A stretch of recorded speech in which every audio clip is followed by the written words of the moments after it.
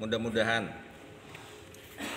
kebutuhan pupuk subsidi petani kita terpenuhi.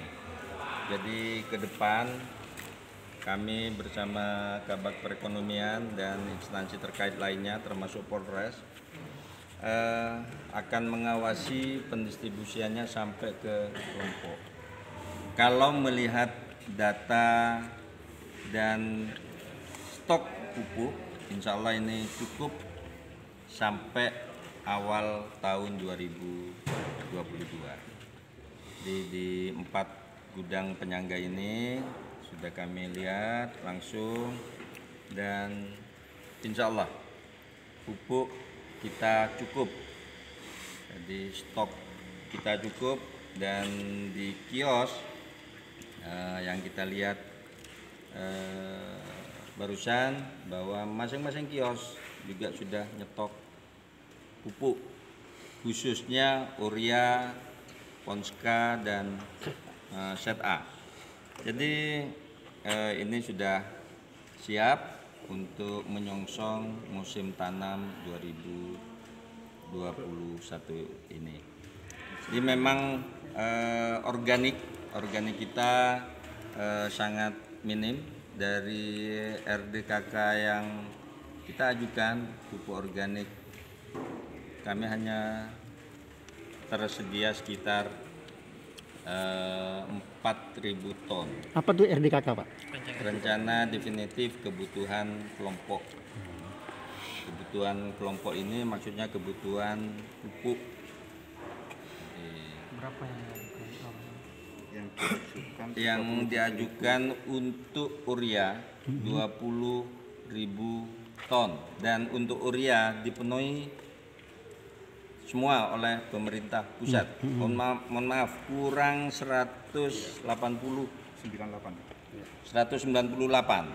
Jadi kurang 198 ton, dan insya Allah ini masih bisa terpenuhi. Mudah-mudahan dengan perubahan yang SK Gubernur. Kemudian untuk Set A, jadi untuk Set A kita ngajukan tidak kelihatan. Jadi alokasinya untuk RDKK-nya 20.000, alokasinya sekitar 11.000.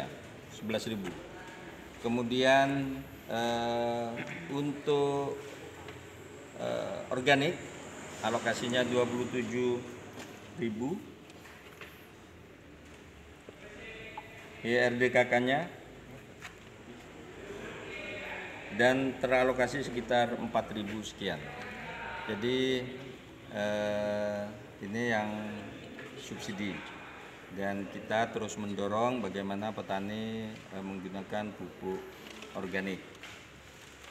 Memang zamannya Pak Harto sebelumnya, Pak, urea ini luar biasa dan pertumbuhan serta produksi sangat meningkat. Kenapa begitu?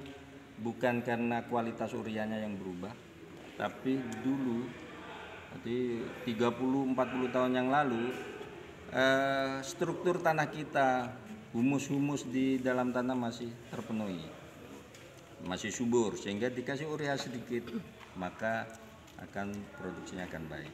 Mudah-mudahan dengan petani kita dorong untuk menggunakan pupuk organik,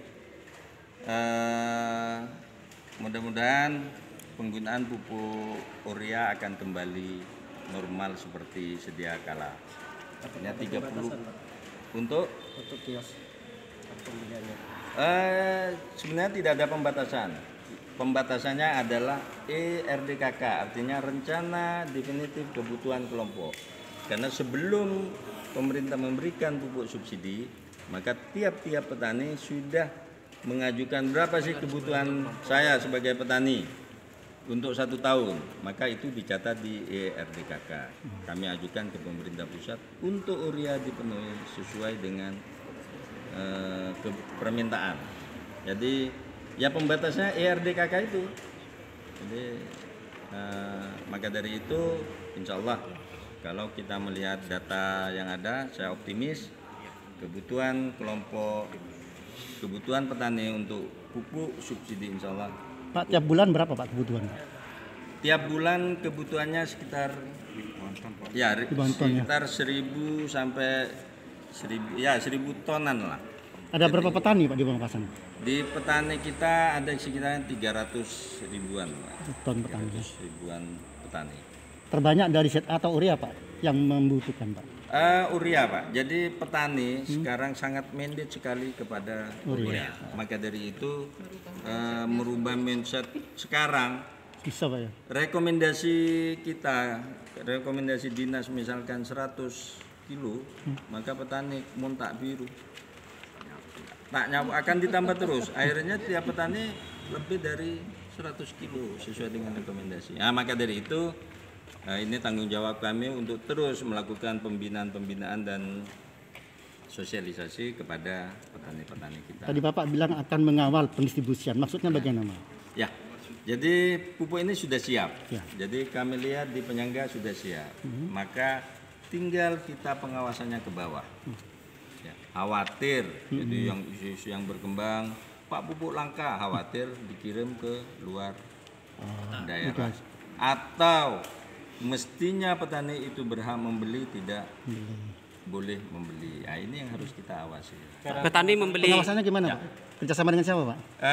Di samping Polres, di tim pengawasan itu Polres, kami di dinas setiap pengiriman dari distributor ke kios wajib melaporkan ke kepala BPP.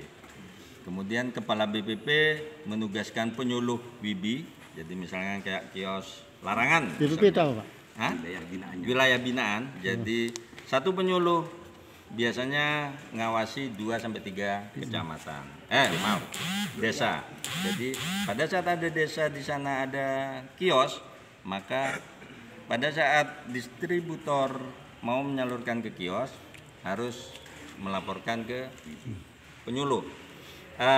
BPP akan menugaskan WIBI untuk memastikan pupuk yang dikirim distributor itu nyampe ke kios dan itu difoto open kamera ya, sehingga laporannya ke kami sudah dengan kamera.